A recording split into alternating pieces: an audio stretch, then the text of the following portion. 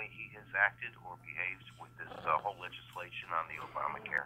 Well, I'll tell you, Arnold, it is a little bit of a surprise. I'm on the Health and Government Operations Committee, and I think most of the legislature were not aware of this.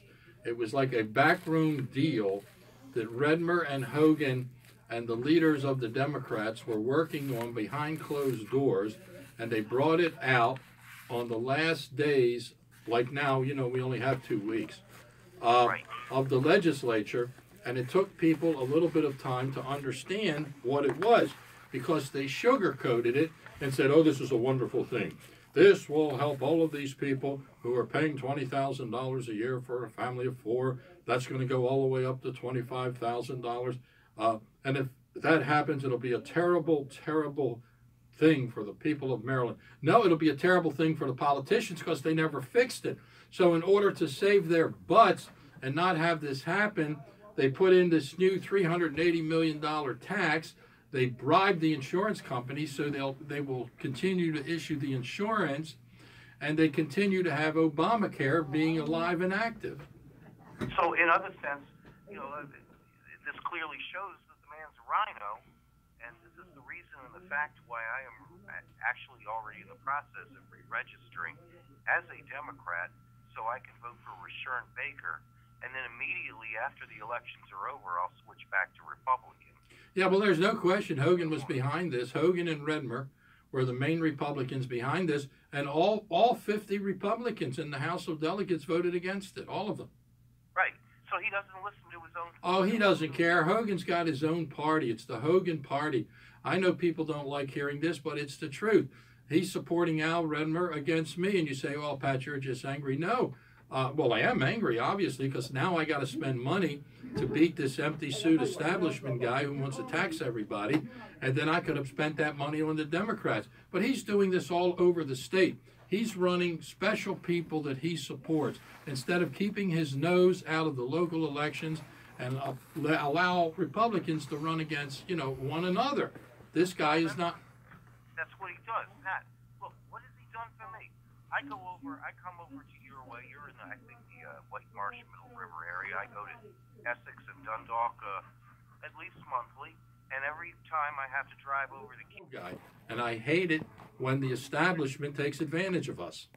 It's just, every day more and more and more, they pretend that they're doing one thing, they're doing something, back doing you some other kind of thing. This is the biggest BS, I'm telling you. This is massive. I have never seen anything like this, and I will tell you something. They are scared to death. They do not want to be exposed. Well, of course not. I mean, if you pull, like when Trump said, drain the swamp. You see how they got when he said that? Everybody's like, well, who's he talking about? I mean, these are the type of things that need to be exposed. That's why one of the reasons why I'm glad Trump's in the White House. Because they have them all shaking. They don't know what he'll do next. And like you say, some of these people, all they're doing is trying to fill their pockets, and that's not helping anybody else. They came together. Redmer's been in the insurance industry all of his life. He's been a pro-insurance person. He's never been a pro-consumer person, never. And the fact of the matter is that him and Hogan and Bush and Miller and all these leaders in the General Assembly, they knew this stuff was coming. They knew there was something. I think in Virginia they've made some adjustments down there. That's their hustle, Pat. Don't you know that's their hustle? The insurance, look, one of the biggest, anytime the insurance industry will allow the medical to charge you $100 for a pill for one aspirin. Yeah, that's another ripoff. See, that's where you and I agree again. That's why I support that drug review commission on the costs of these pharmaceutical products. I agree with you on that. That's a ripoff. See, Pat, this is when I like you. This is when you sound statesman-like. This is the part about you I like. Because you're absolutely on point. We need to stop these people from ripping everybody off. They need to stop getting so many bonuses. That's why they're doing it. They raise your insurance. They play this insurance game with the Obamacare. Oh, they'll get rid of this. All the way, if you think about it, Pat, everybody in America has some type of insurance, and we're all paying for it. Well, there's different ways you can pay for insurance, and there are ways that all of this stuff can be fixed. I have an idea of how I think we could do insurance that would be good for everybody and everybody would benefit and nobody would be taken advantage of. But I mean, that's my idea. It's a little bit complicated, Right. but they know what these problems are. You think that they could not have fixed this in 4 years and then they wait till an election year and then they rip us off, charge us $380 million, and it's a tax and it's a hidden tax and it's going to insurance companies. It's a bribe so that these two insurance companies will issue the insurance and it's a bailout for them. We don't get any benefit from it. They get the benefit. It's just like when a person built a house on the beach and a hurricane comes tear it down. They raise our insurance premiums to pay for it. Somebody's got to pay for Build it. a house back same place. That's right. And you know, the only problem is I'm going to expose this. They are scared to death. They're going to say I'm lying, I'm misleading, I'm not. But you know what? It's very easy to understand. And most people are not stupid and they're going to figure it out. Pat, you got to simulcast your share one and some on WEAA or something. You ever think of that? No, you can't do that. Well, we need to get this message. See, these are the kind of messages that people need to really look at when they be dealing. Now, I know you don't. They're going to get the message. They're going to get the message. Don't worry about that. This isn't going to go away. You're absolutely right about this guy right now. I mean, we've done insurance for him. He's an empty suit hustler for the insurance industry. He's taking money from the insurance people. He says he's not. He is. We're going to prove it. We're filing a ethics complaint next week, and we have facts to prove it. Here's a guy that's the insurance commissioner of the state of Maryland, and he has a deputy that gets $150,000 a year, and the deputy's running his campaign. So they're both being paid over $300,000 a year by you and me and the taxpayers, and they're keeping their jobs, which is a conflict of interest, and he's running for county executive. I tell you, that's the shit of kind of nerve they have. Is that, you know you're running these kind of schemes.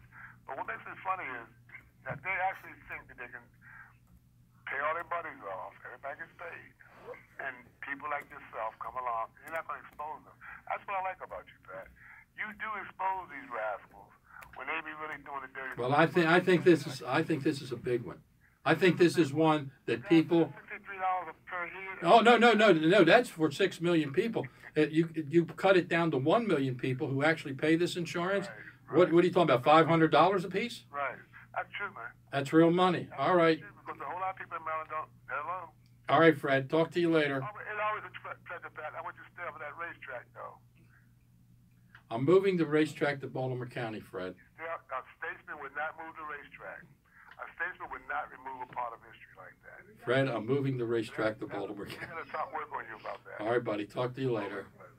And here is, wait a minute. You'll have to do Fred because I pushed it the wrong way. I'm going to get Pete started real quick. Pete, go ahead. You're on the air for a couple minutes. Pete, how you doing, Pat? Good.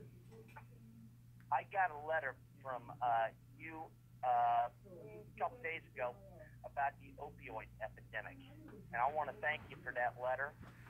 It was about Delegate Impelaria's bill. I don't remember the number on it, but it was talking about how you and Delegate Impelaria are trying to be able to charge these fentanyl heroin dealers with aggravated murder if a death results from use of the substance. Yeah, it's like using a gun. Well, it is, because these people are terrible. And I was reading, in the letter, it was talking about how just President Trump earlier this week, and I missed that on the news, was talking about, charging these high-end traffickers, not just dealers down here in Baltimore City, but these traffickers, giving them the death penalty because they're causing thousands of deaths. And I got to tell you, I see it every day. Yeah. And I'll tell you something else. The politicians in Annapolis this week just passed another bill that reduced sentencing on drug dealers. Yeah, well, I'll tell you what, it just makes no sense to me. No sense at all whatsoever. Because how do you do it? You cut the head off the snake. You end it. You end the flow of the drugs in a community. And they're ruining our community, Pat. And that stuff's bleeding into Baltimore County, and I'm concerned. Well, I had 232 deaths in Baltimore County. Oh, my gosh. And I'll tell you what, we got to put an end to this. But here we are down there, and they won't do nothing about it. I just don't understand, Pat. Well, because they're bleeding hearts, And they lump in serious criminal, drug dealing thugs with people who have been exploited and taken advantage of by opioids. They lump them together like they're the same person, and they're not. These people need treatment. These guys need the death penalty. All right, thank you, Pete. We got to get going here for the Unstoppable News.